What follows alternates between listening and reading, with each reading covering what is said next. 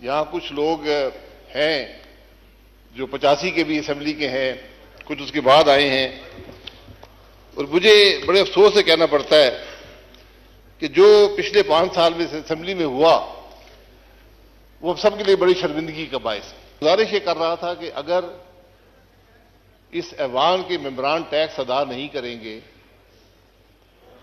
तो फिर हम दूसरों पर टैक्स कैसे लगाएंगे? कि अपने अमल से यही लीडरशिप होती है।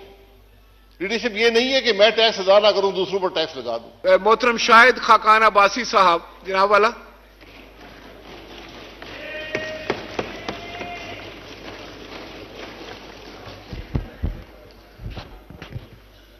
बिस्मिल्लाहिर्रहमानिर्रहीम। स्पीकर साहब बहुत शुक्रिया, मैं आपको ज्यादा वक्त नहीं लूंगा। तो गुजारिश ये है, यहां कुछ लोग हैं जो 85 के भी असेंबली के हैं, कुछ उसके बाद आए हैं, और मुझे बड़े अफसोस से कहना पड़ता है कि जो पिछले 5 साल में असेंबली में हुआ वो सबके लिए बड़ी शर्मिंदगी का बायस है, और हमें उससे सबक लेना चाहिए। आपके सामने यहां पर इस असेंबली के स्टाफ के हिसार में लीडर्स ऑपोजिशन ने तकरीर की, आप यहां मौजूद थे। यहां जुबान बंदी थी। मैं 5 साल में सिर्फ एक दफा 10 मिनट के लिए तकरीर कर सका। यहां पर इस तरफ बैठे हुए फ्रंट बेंच का हर आदमी जेल गया, लेकिन स्पीकर साहब को यह तौफीक नहीं हुई कि उसके प्रोडक्शन ऑर्डर जारी कर सके। यह बुनियादी हक होता है असेंबली के मेंबर का कि अपने इलाके की नुमाइंदगी कर सके। इन सब बातों में सबक है। आपका स्टाफ भी यहां बैठा रहा। यहां कौन सी बदतमीजी है जो यहां पर नहीं हुई? हमने भी की, इसमें कोई शुबा नहीं है। कौन सी गाली है जो यहां पर नहीं दी गई?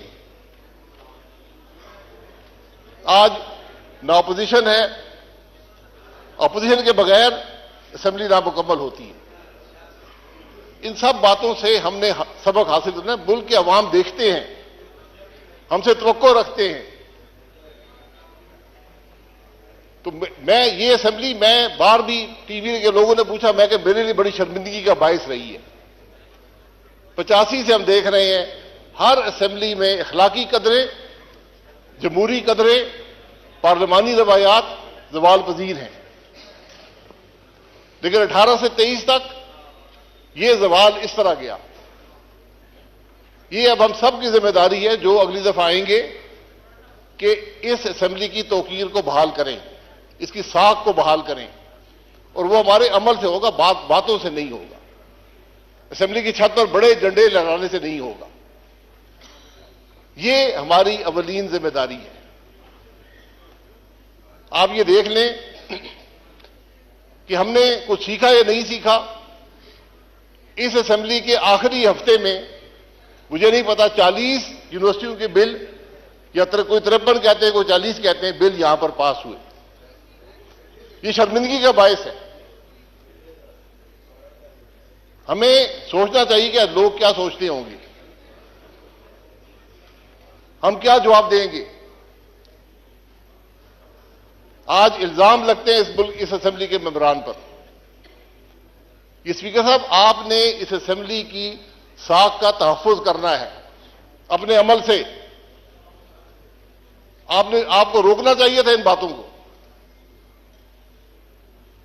ये वो चीजें हैं जिससे पाकिस्तान के अवाम हमें तोलते हैं, हमें नापते हैं कि किस किस्म के लोग हैं। यहां आम तासुर यह है कि असेंबली के मेंबरान सारे करप्ट हैं। लोग हमें अच्छी निगाह से नहीं देखते, और हम अपने अमल से साबित करते हैं कि उनकी बात दुरुस्त है। असेंबली के मेंबर की तनख्वाह क्या है, ये आपने कभी बताया किसी को? क्यों सेक्रेटरी साहब, क्या 60,000 रुपया, क्या कितनी तनख्वाह है? वो अलाउंसेस डाल के है ना, तनख्वाह क्या है? आप देख लें, तनख्वाह उससे कम है। मुझे भी तनख्वाह मिलती है, मैं जानता हूं। लोग ये समझते हैं कि ये अरबों रुपया ये लूट कर ले गए। ये वो चीजें हैं जो हमें लोगों को बतानी पड़ती हैं। क्या इस असेंबली का मेंबर अपने गाड़ी के खर्चा भी पूरा कर सकता है उस तनख्वाह से? ये सब बैठे हुए हैं। पाकिस्तान की हर असेंबली में तनख्वाह बढ़ाने की बात नहीं कर रहा, मैं एक हकीकत की बात कर रहा हूं।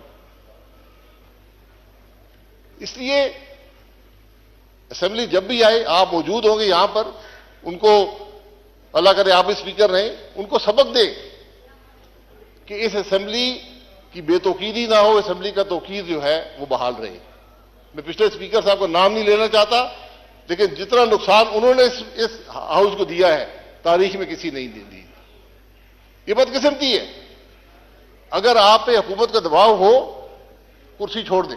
मैं उनको कहा भी, यहां खड़े होकर कहा, मैं अगर आप पर यह दबाव है कि आप बोलने ना दें अपोजिशन के मेंबरान को, तो ये कुर्सी छोड़ दें। इसमें आपकी भी इज्जत होगी, हाउस की भी इज्जत होगी। ये वो सबक है जो हमने हासिल करने हैं। मैं स्पीकर साहब ये कहूंगा, ये ऐवान जो है, ये वाहिद इदारा है मुल्क का जो अवाम पर टैक्स लगाता है। जो बोझ अवाम पर महंगाई का पड़ता है, इस इदारे से आता है। हुकूमत यहां पर बिल लेकर आती है, लेकिन यह इदारा मंजूर ना करे तो महंगाई नहीं होती। मेरा सवाल यह है कि इस मुल्क के अवाम पर टैक्स लगाने वाले खुद टैक्स देते हैं या नहीं देते? यह सवाल होना चाहिए। मैंने 13 साल नैब की अदालतों में गुजारे, आज भी नैब की अदालत से होकर आया हूं। मुझसे नैब ने हर सवाल दुनिया का किया है, एक सवाल नहीं किया कि तुम टैक्स देते हो या नहीं देते हो। करप्शन का मेयार टैक्स की अदायगी या ना अदायगी में है। अगर मैं यहां से निकलूं, करोड़ों की गाड़ी में बैठूं, लाखों के बिजली के बिल हों, लाखों के गैस के बिल हों, 10-10 मुसल्ला मेरे साथ मुलाजिम हो और मैं टैक्स अदा ना करूं, तो उनके खर्चे का पैसा।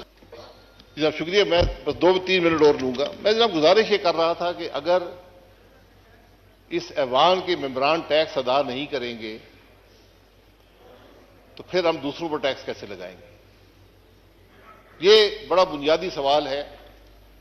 जब तक आप इस सवाल का जवाब नहीं देंगे, ये मुल्क आगे नहीं चलेगा। आज पाकिस्तान की वफाकी हुकूमत की जो कुल आमदन उसके पास रह जाती है, वो सूद भी अदा नहीं कर सकती। ये असेंबली भी 24% पर कर्जा लेकर चलती है, दिफा भी 24% कर्जे पर चलता है, डेवलपमेंट भी 24% कर्जे पर होती है, हुकूमत भी 24% कर्जा लेकर चलती है। ये कितनी देर चलेगा? तो हमें जरा इन बातों को पर सोचने की जरूरत है। हमसे इलेक्शन कमीशन एक गोशवारा लेता है, आप भी भरते हैं, मैं भी भरता हूं, उसमें यह नहीं लिखा हुआ टैक्स कितना अदा करते हो। वाहिद पाकिस्तान में तबका है पार्लियामान के मेंबरान जिनके टैक्स के गोशवारे पब्लिक नॉलेज में होते हैं।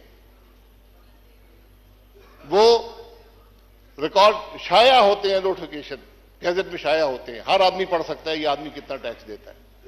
तो कोई बात ढकी छुपी नहीं है। इसलिए हम सब की जिम्मेदारी है कि अपने अमल से, यही लीडरशिप होती है। लीडरशिप ये नहीं है कि मैं टैक्स अदा ना करूं, दूसरों पर टैक्स लगा दूं। ये बातें, मैं स्पीकर साहब, बातें बड़ी लंबी हो सकती हैं। मैं आपसे गुजारिश करूंगा, इस पिछले 5 साल में जो लेजिस्लेशन हुई है इस ऐवान ने की है, उसका रिकॉर्ड मंगा लें। मैं आपको दावे से कहता हूं, एक कानून भी अवाम की सहूलत के लिए नहीं है, सब हुकूमत की सहूलत के लिए है। ये शर्मिंदगी की बात है। आज आप देख लें, यहां इंटीरियर मिनिस्टर, लाइनें लगी हुई हैं असले की परमिट लेने के लिए। क्या कोई निजाम नहीं बन सकता? एक निजाम बना दें, हर पाकिस्तानी शहरी को असला रखने की इजाजत है। नादरा का कानून आपके पास है, नादरा के कार्ड में डालें, जो मर्जी असला रखे। मैं 10 क्लैशिकों में रखना चाहता हूं, मेरी मर्जी है। ये कौन सा निजाम है कि मिनिस्टर साइन करेगा, सेक्रेटरी साइन करेंगे, एमएनए यहां लोगों के सामने धक्के खा रहे, बदनाम हो रही, ये कौन सा निजाम है? इसी की सहूलत कर दें। मैं एक मिसाल देता हूं, मैं किसी पर तनकीद नहीं करना चाहता। हमें इन बातों का एहसास होना चाहिए कि अवाम को कैसे सहूलत दें। यहां रिलीफ मैंने बताया, आप अवाम को जितनी रिलीफ देना चाहें दे सकते हैं। 24% सूद पर आज हमारे मुल्क की यह कैफियत है। क्या हमें इन मामलात की परवाह है? मेरा सिर्फ एक शिकवा इस ऐवान से, हुकूमत से यह रहा है कि मुझे कोई फिक्र नजर नहीं आती, मुझे कोई उजलत नजर नहीं आती, मुझे कोई तकलीफ नजर नहीं आती कि आज मुल्क के इन हालात में है। ये बिजनेस एज यूजुअल नहीं चलेगा, नहीं चल सकता। आपको बुनियादी रिफॉर्म करने पड़ेंगे, बुनियादी तब्दीलियां करनी पड़ेंगी, हुकूमत के निजाम को बदलना पड़ेगा, सबको बैठकर मईशत के अगला रास्ता तय करना पड़ेगा।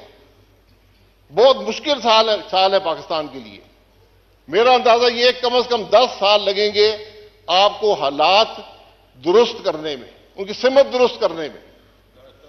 लोग 20 साल की बात करते हैं, हमने इस नहज पे पहुंचा दिया इस मामले को, और हम सब जिम्मेदार हैं कि जब हम बिल के लिए आय करते हैं तो हम उस बिल के जिम्मेदार होते हैं, उसके जो असरात हैं उसके हम जिम्मेदार होते हैं। इसलिए स्पीकर साहब, हमें इन बातों का एहसास होना चाहिए। हम सिर्फ हल्के तक महदूद नहीं हो सकते। हुकूमत अवाम के मामलात से अलहदगी इख्तियार नहीं कर सकती। जो कुछ माजी में हुआ वो सब, मैं हमेशा कहता हूं ट्रुथ कमीशन बना दें, मुल्क के अवाम को हकायक का पता चले कि इस मुल्क के हालात हैं क्या और क्यों हुए हैं। मैं बड़ी बड़ी तल्ख हकायक है इस मुल्क के, लेकिन हमने अपनी तारीख को भी मसख कर दिया। हमें हकीकत का इल्म नहीं है कि मुल्क के अंदर हुआ क्या है, किसने क्या किया। सजाओं को छोड़े, सजा जजा अल्लाह ताला पे छोड़ दें, तो कम से कम हकायक तो अवाम के सामने रखें। ये आपका बहुत मशकूर हूं, ये चंद बातें रखनी थी, लेकिन जिम्मेदारी हम सबकी है।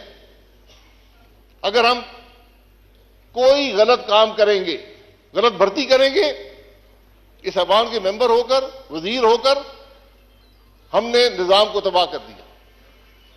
लोगों का एतमाद उठ जाता है। आज अवाम का एतमाद हुकूमत के निजाम पर उठ गया है।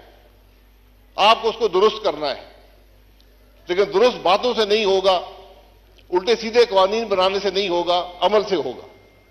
ये बात जो भी कल ऐवान में आए उनको आप जरूर हमारी तरफ से पैगाम दें कि जनाब ये बातें हैं, आप सिमत दुरुस्त करें, मामले को आगे चलाएं, फिर मुल्क की दुरुस्ती होगी। बहुत शुक्रिया। Thank you former prime minister Shahid Khaqan साहब। जनाब सैयद खुर्शीद अहमद शाह साहब।